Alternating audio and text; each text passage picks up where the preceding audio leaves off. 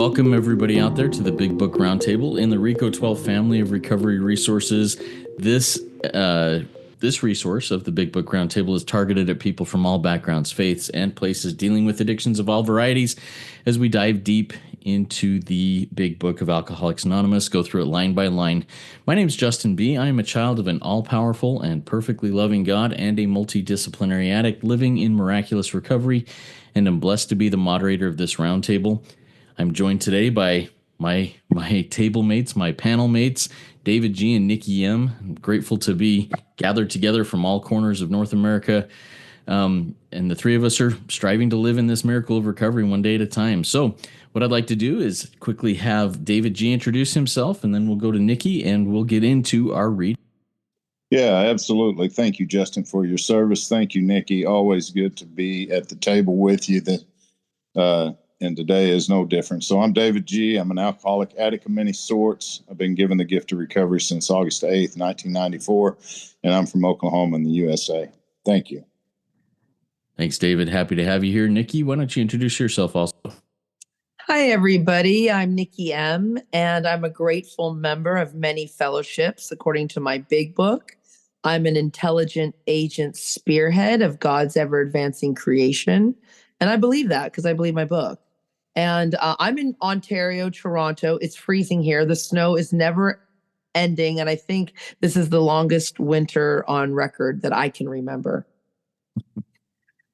Nikki, well, thank you. And I'm sorry that you're dealing with a brutal winter.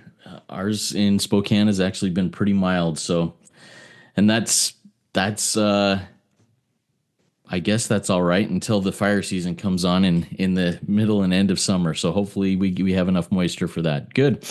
All right. So as I mentioned, in this project, the Big Book Roundtable, we take a deep dive. We go through line by line in the Big Book of Alcoholics Anonymous. We use the 4th edition, and we're picking up where we left off last time we recorded. We're in the chapter Into Action, and we will be reading on pages 82 and 83. We'll be starting at the bottom paragraph of 82, which starts out, "The alcoholic is like a tornado." And we will go through towards the bottom of page 83. We don't crawl before anyone. So let me get into reading this, and then we will get into the experience, strength, and hope, and sharing our insights here in just a minute. Here we go. "The alcoholic is like a tornado, roaring his way through the lives of others. Hearts are broken. Sweet relationships are dead. Affections have been uprooted. Selfish and inconsiderate habits have kept the home in turmoil. We feel a man is unthinking when he says that sobriety is enough. He is like the farmer who came up out of his cyclone cellar to find his home ruined. To his wife, he remarked, 'Don't see anything the matter here, Ma. Ain't it grand the wind stopped blowing?' Yes, there is a long period of reconstruction ahead. We must take the lead. A remorseful mumbling that we are sorry won't fit the bill at all. We ought to sit down with the family and frankly analyze the past as we now see it, being very careful not to criticize them. Their defects may be glaring, but the chances are that our own actions are partly responsible. So we clean house with the family, asking each morning in meditation that our Creator show us the way of patience, tolerance, kindliness, and love. The spiritual life is not a theory. We have to live it. Unless one's family expresses a desire to live upon spiritual principles, we think we ought not to urge them. We should not talk incessantly to them about spiritual matters. They will change in time. Our behavior will convince them more than our words. We must remember that 10 or 20 years of drunkenness would make a skeptic out of anyone. There may be some wrongs we can never fully right. We don't worry about them if we can honestly say to ourselves that we would right them if we could. Some people cannot be seen. We send them an honest letter, and there may be a valid reason for postponement in some cases, but we don't delay it. But we don't delay if it can be avoided. We should be sensible, tactful, considerate, and humble without being servile or scraping.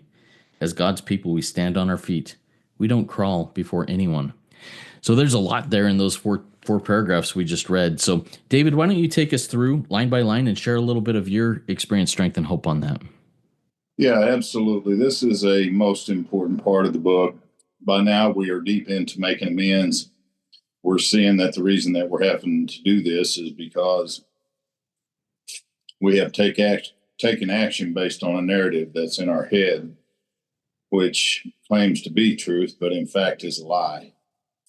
And it's no different when you get to amends. I mean, you're out doing this with other people, but if you have not carefully taken these steps up to this point with a Big Book Step Study sponsor, then the chances are you're making it on ego. And if that's the case, our book says you're going to be like a tornado roaring your life through the lives of others.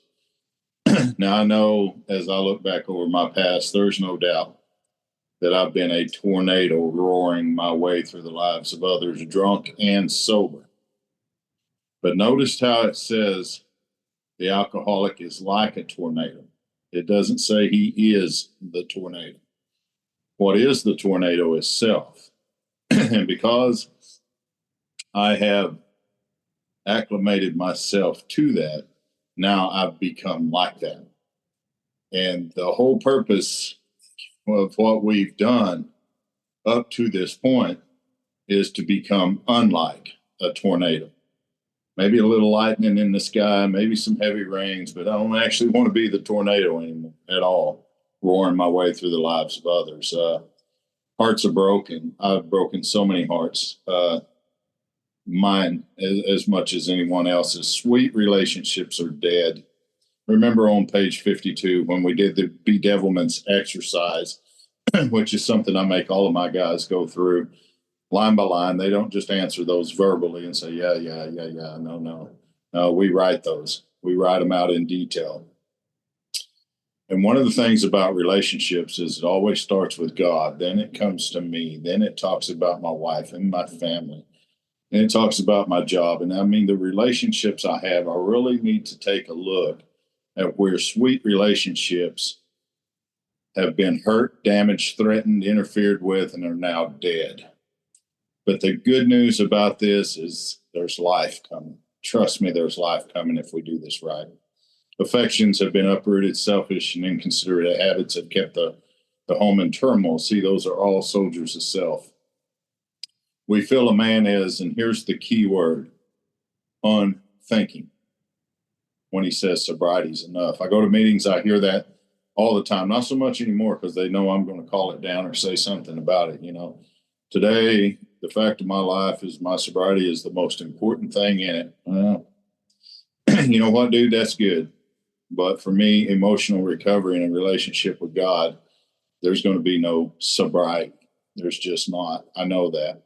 That bullshit about just don't drink and go to meetings, that doesn't work for a guy like me. I've tried that too many times over and over, and it's not. So a man's unthinking when he says sobriety's all he needs.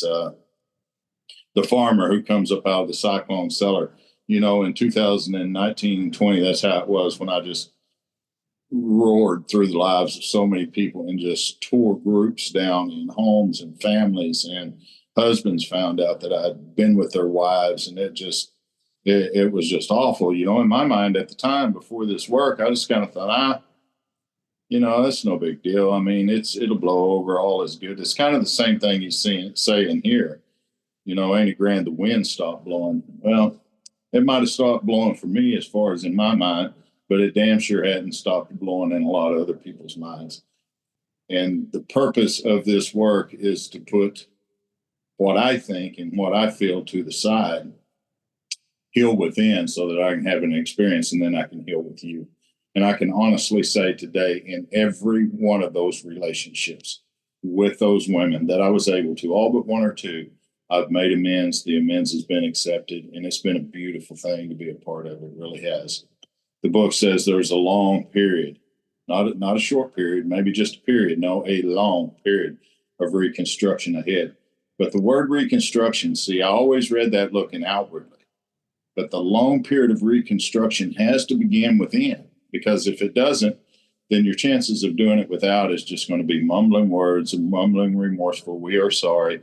And our book says that's not going to fit the bill at all, not even close. So sit down with the family, frankly, analyze the past as I now, there's the key word, now see it. Not as I seen it at the time, not how it may be in the future, but how do I see it right now as a result of me having gone through this work and had a spiritual awakening as the result of these steps, the way they're laid out in the Big Book of Alcoholics Anonymous. So now becomes a very important word. So don't criticize. Their defects may be clearing, but the chances are my actions are partly responsible. I like to cross out the word partly. No, my actions are responsible for that. My wife will tell you today that although all the pain that we went through during that time and all the healing we had to do, she looks back today and says, I'm glad, because not only did you have to change, David, I had to change. I had to quit depending upon you like you were God. I had to quit walking on eggshells every time you were in a bad mood. There were so many things that changed in her life as well as mine. So the chances are our actions are responsible. So we clean house with the family. And look at this prayer. Anytime I see this word in the Big Book, asking, that's a prayer. This is going to start a series from right here to page 88. It's going to start a series of 12 prayers, 12 meditations, and 12 visions. And right here is the very first one, asking. That's the prayer.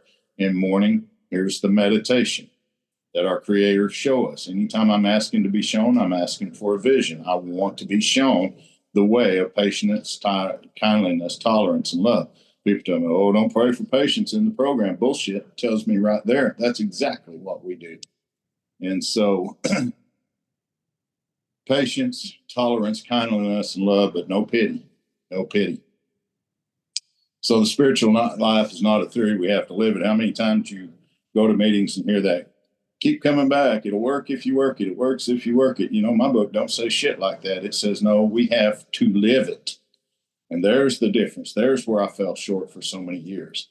So unless one's family expresses a desire to live up on spiritual principles, we think we might not ought to urge it. My wife probably knows as much about this big book as I do over her years of being in the program. She practices it from a quiet place, a quiet strength she has within. And I just watch that. So I don't really talk incessantly about all of that kind of stuff, you know. She definitely expresses a desire to live up on spiritual principles with me, but not from the spotlight, from the background. So our book says we think we ought not urge them. We should not talk incessantly to them. You'll hear people, you know, come home from meetings. Oh, you know, this is what happened to happen. You know, if you'll do this and do this. And the book's saying don't do any of that shit. They're going to change in time. That's a promise in our book. They will change in time, not in my time, but in time. So my thinking and the way that I've been behaving, no, my behavior is going to convince them more than me coming home from a meeting and telling them how I found God and how wonderful life is now and what I've learned new in step 3 and step 11 now. No, my actions today is what she watches for, my behavior. She sees that whenever, you know, I get upset now, I don't nut out and start throwing punches and carrying bats and pointing guns at people and shit. And she remembers those days very well. But today, I don't do that. I pause, I back away, I say a prayer. I try to do something constructive to offset that. And so I must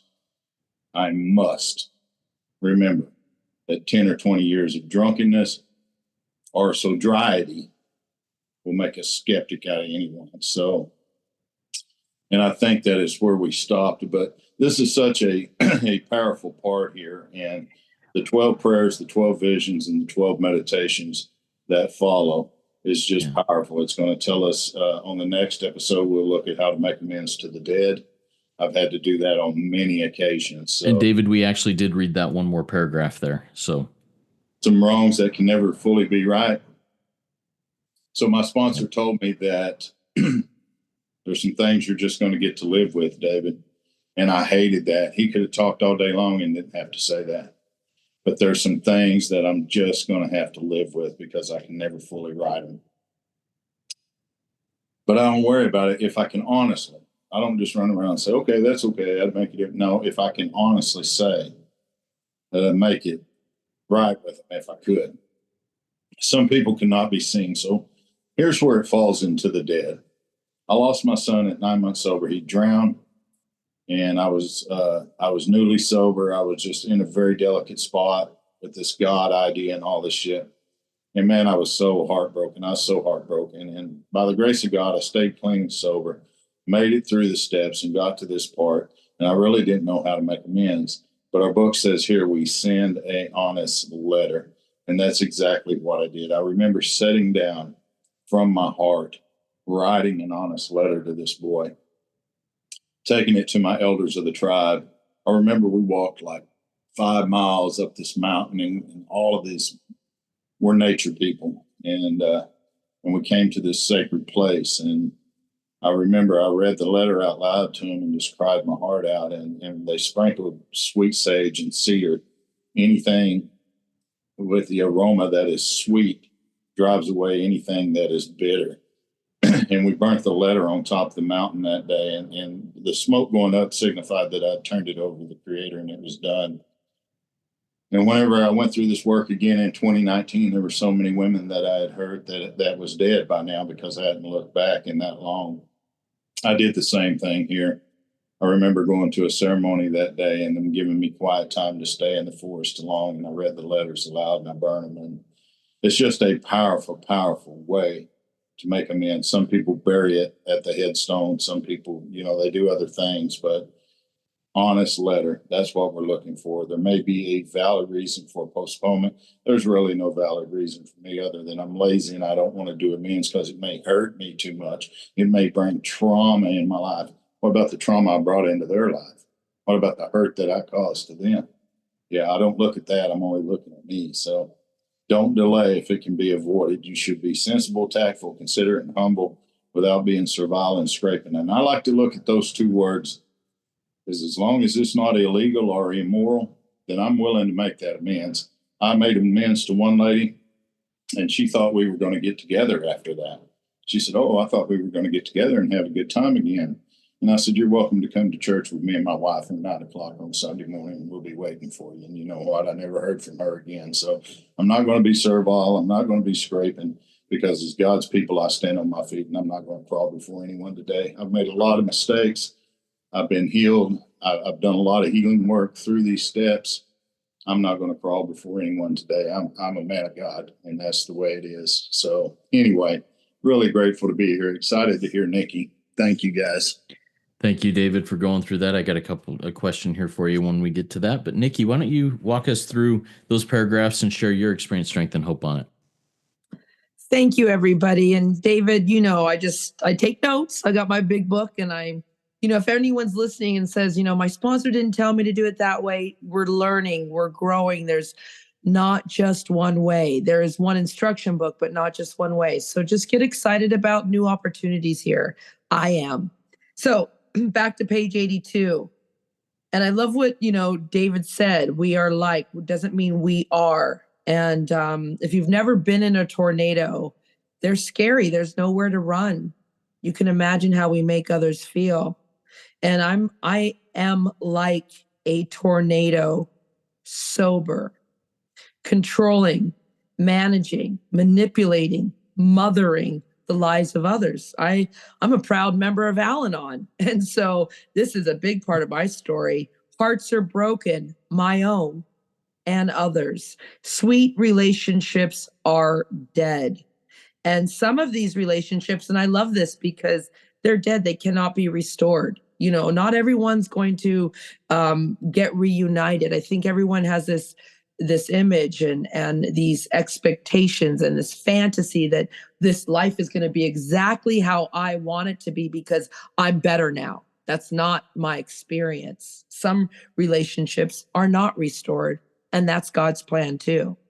Affections have been uprooted, selfish, inconsiderate habits. This just happened to me recently, and that, Justin and David, with my boyfriend. I've been here 13 years, and my habits kept my home in turmoil. And on page 19, we read an important demonstration has to be in our home first. And I forgot that. I didn't put my home first. I'm putting everything else but my home first. So please, I implore everyone listening, put your home first, because we feel a woman is unthinking. That means I'm a walking zombie. I'm just blotting out the consciousness of my existence, sober. And sobriety is not enough, because what is this book about?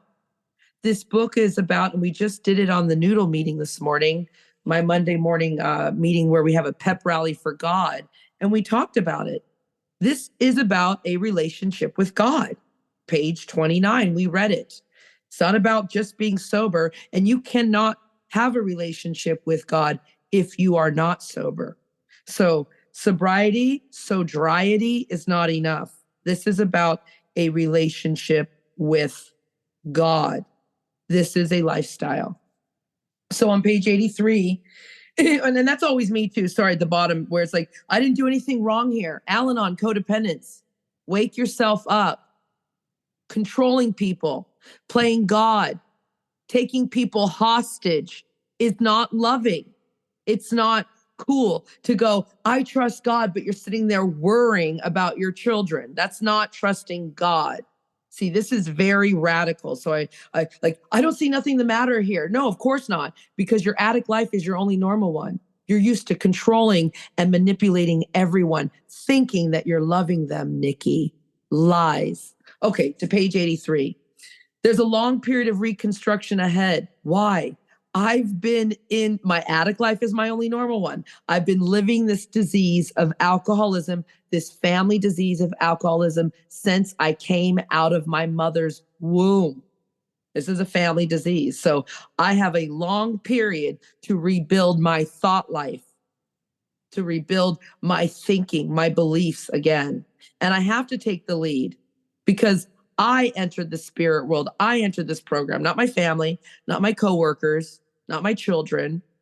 And, we've talked about it on previous podcasts about that word sorry. And this is the line I love to sit on, David, and we can talk about it later. A remorseful mumbling that we are sorry won't fit the bill at all. So I don't even want to hear the word sorry. I really don't. I was wrong. I can do better. Anything but I'm sorry. I just don't want to hear it because I'm tired of saying it, hearing it, and nothing changes. And here, this is an Al-Anon's favorite word, and a Virgo's. Analyze. I get to analyze things here, but do not criticize because I love to point out everything that's negative and wrong. This book tells us very carefully not to do that. We're going to read, I don't know if we read it before. We're reading it here again. Their defects, we don't discuss them. We don't even discuss them. Like, don't even look at other people. The book clearly says on page 67, we disregard everybody. The inventory's ours, not the other person's. The book just keeps repeating itself. And I'm excited to see all these points. And I know, Justin, I'm reading your mind. You are too, about the first prayer, the second meditation, all these points that Dave is going to show us, these nuggets. But exact instructions each morning. You don't get a day off here. Meditation, talking to God, your creator. Show us the way of these spiritual principles. And you got to live it. I remember the spiritual life isn't a theory, live it. I remember when I was a burlesque entertainer. Oh, I lived that lifestyle. I definitely lived that lifestyle in and out of the strip club. So I better live this lifestyle in and outside of the rooms. And, that promise, David, that you said, they will change in time. Or maybe not. I know I will, but I'm bearing a lot of people in my program. So, they will change in time. Maybe they'll change for the worst. I don't know. Maybe they'll change for the better. I don't know. But my behavior will convince them more than my silly, stupid, every explicit word. No, it doesn't say that in my book. It just says words. But I don't want to hear your words. There's a song written about it, I think, or there was a band, Cheap Talk Cheap. Talk is cheap. Oh, it's Cheap Trick. I think that's the name. But anyway, talk is cheap. I want a demonstration of these principles, my behavior. And I remember my sponsor saying, his wife, he was out using for 20 years. I don't have a partner like that, but my kids, my family, my friends, I'm out crazy for my entire life. And we've been here 6 months and now everyone should be groveling at my feet. Oh, Nikki, you're so wonderful now. No, 6 months isn't enough time to demonstrate to your wife, to your husband, to your parents, to your family, to your coworkers that you have been reborn. The birthing process takes time. We're all parents here at this table. It takes time to make the baby, to create the baby, to birth the baby, to raise the baby. This is not an overnight matter. This takes a long time. And I always have people write, who's your biggest skeptic? Write it in the book. Like my daughter was my biggest skeptic, and we just did a pop-up meeting, and we recorded. It's on the Noodle podcast, and my daughter was on there testifying, witnessing for my fellowship that I've been reborn. My skeptic is no longer my skeptic. She's my hero, and she's my biggest president of my fan club. So I love this too, and we'll finish out here. There are some wrongs Nikki can never fully right. Don't worry, Nikki, and I don't worry about it, because this book is going to tell me in a few pages that my past is my greatest asset. It's the greatest gift I have. My experience is going to help other people, and that's been a fact. So I don't worry about me liquid shitting on the human race, as long as I can honestly say, because this is an inside job. So I can lie to myself and I'm going to get nowhere. But I have to wake up my spirit. And are you really sincerely, wholeheartedly, completely sorry for what you've done, Nikki? And if you are, don't worry about it. And so I love this too. And everybody, if you're in the rooms and you're reading letters, you're not reading your book. It says if they can't be seen. Do you know how many people come to me and want to read a letter to my face, or their sponsor says, oh, take this 3x5 card and read this insincere script to the human race? I call bullshit. I'm swearing a lot today. I'm sorry, you guys, but I'm excited about this part because the rooms get it wrong. It says, if you can't be seen. Why are you reading an insincere letter that 5 generations of weird sponsorship has told you to do? Get out of my face, weirdos. I don't want it. And there's only one valid reason for postponement. You have a restraining order against you. If you have a restraining order or the cops are involved, don't do it, you guys. And this is a life instruction. Nikki, be sensible every day. Nikki, be tactful. Come on, you're on a podcast. Watch those swear words. Be considerate. Nikki, get humble and stand tall. Don't be servile. Don't be scraping. Don't grovel. Stand tall. You've tapped power as God's people. Nikki M doesn't crawl before anyone most days. Thank you. Thanks, Nikki. Thanks, David. All right, I've got a couple questions for you. So, David, let's start with you. You said something that I thought the phrase meant a lot to me. It opened my eyes and helped me see things from a different perspective. But I'd like you to dive on this and kind of dig around it. The phrase is, I need to heal within, and then I can heal with you. Talk to us a little bit about that process of healing within and then healing with the other person. Yeah, it comes back to the same thing that we've read and talked about all along. There's a saying, it's not in our book, but it's in our fellowship and many fellowships. Steps 1, 2, 3, I get right with God. 4 through 7, I get right with me. 8, 9, I get right with you. 10, I continue to stay right with you. 11, I continue to stay right with God. Or 10, I continue to stay right with me. 11 with God, and 12 with you.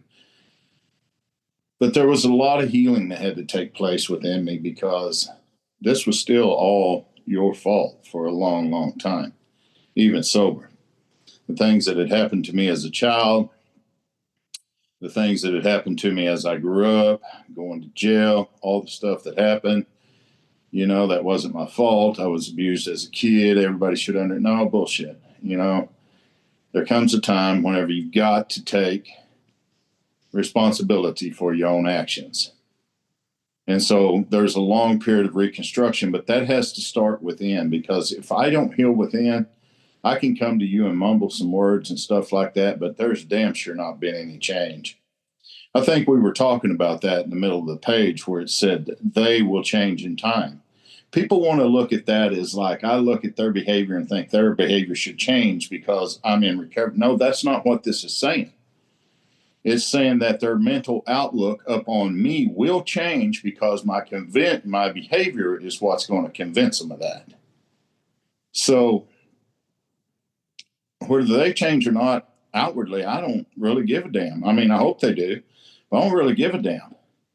But when your mental outlook changes on me because I've done something to make your life better as a result of making amends, then you've seen the God in me and I'm seeing the God in you.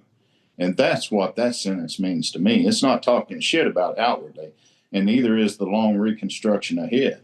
I mean, yeah, I'm going to have to build new buildings from the ones that I tore down, but I can't do that if I don't have the proper tools and the willingness inside of me to show a better behavior, to show a little bit more kindness, to be a little bit more humble, a little bit more tactful, a little bit more considerate. It's just a behavior change within. And that's what this entire process up to getting to amends has been about. So for me, if I don't heal within, I can run around and play and be like the actor all over again up here in these steps. And I tell you somewhere else that I see a lot of people, and I do not let my guys do this. I'll run their ass off in a quick minute, is if they don't do the work down in the 4-step inventory of looking at self, on page 64, whenever it talks about, we list people, principles, and people, institutions, and principles. When we look at principles, we look at what we hate about us. And we deal with that down there. Because if you don't deal with that down there, guess what's going to come back to see you up here? Now that you're getting closer and closer and closer to God and other people, guess what's going to show up? David, you're still a piece of shit. You're no good. You've hurt so many people. Look at that. Yeah, you're sober. You're talking all this wonderful shit. You're living a good life today. But what about all them? Those voices will become louder and louder and louder. If I did the work down there, I'm not going to deal with that up here because there's no longer a period of deconstruction. There's a period of reconstruction, and it started within me, and now it's flowing outward to you. So anyway, thank you, Justin, for that question.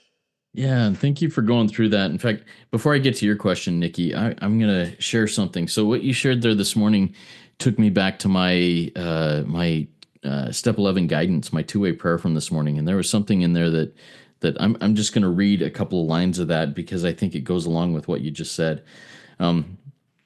This is God's words to me this morning. He says, "Hey, let's not get ahead of ourselves today. The basics, the foundation of the next build must be put in place before building up. I need to take care of that foundation, the inside, before I start building up. Pause, really pause more often and with more sincerity. Self is doing too much of the driving. Pause and give everyone and everything to me more often." So anyways, the same concept that you're just sharing about heal within and then heal with you. Same thing, build, reconstruct within, and then the outer reconstruction can happen. And I'm grateful that these things just coincidentally, in air quotes, have come together today. Thank you, David. All right, Nikki, question I have for you, you, and I've heard you say this a lot.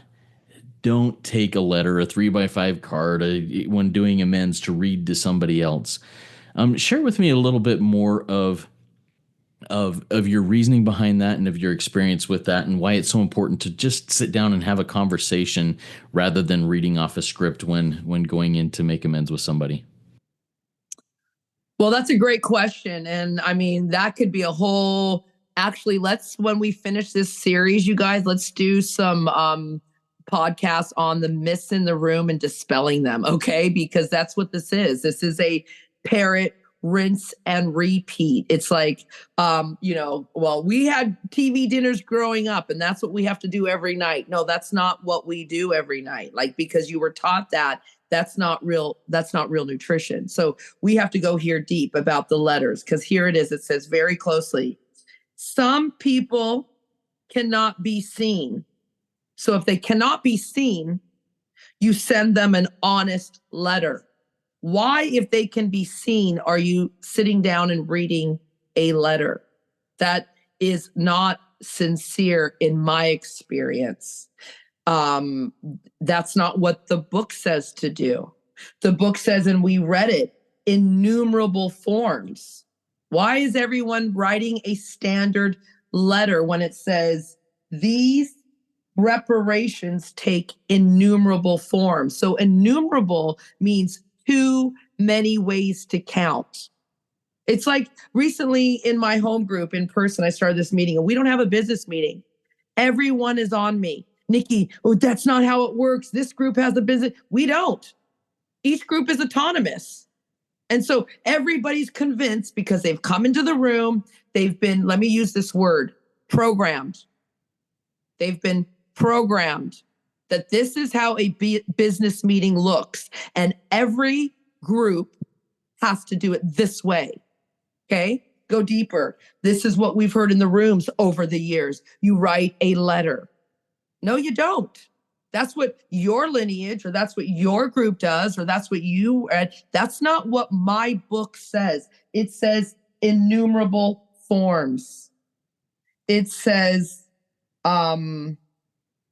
yes, there's general principles that we find guiding is what we read, but it says very clearly, writing a letter if they can't be seen.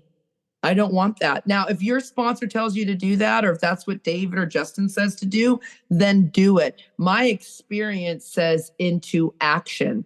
My behavior will convince you more than my blank, blank, blank, blank, blank, blank words. It's very simple, and people want to complicate this. And I always take people to page 117. We urge you to try our program.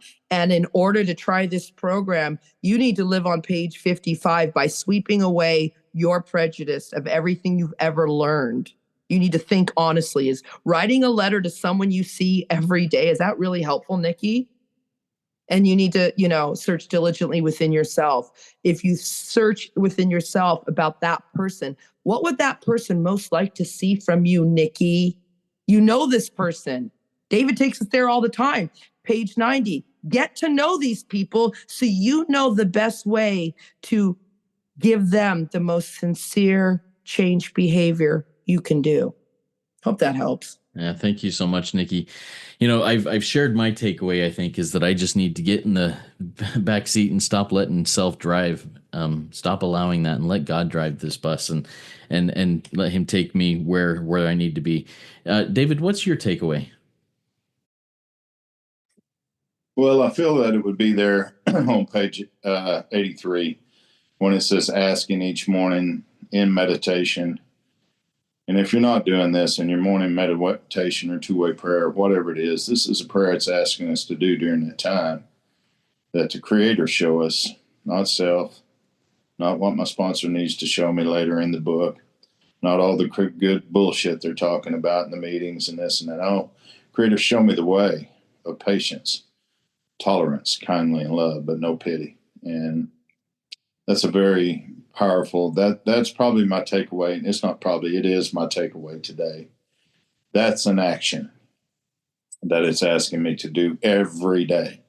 I'm going to make this amend, and by God's grace, I'm not going to have to come back to you and make amends again, because God willing, I'm never going to hurt you again. I'm going to be your brother, and we're probably not going to see each other ever again, but I'm going to leave knowing that I did my utmost to make it right. So that's a one-time deal. Then I will live it with other people the rest of my life.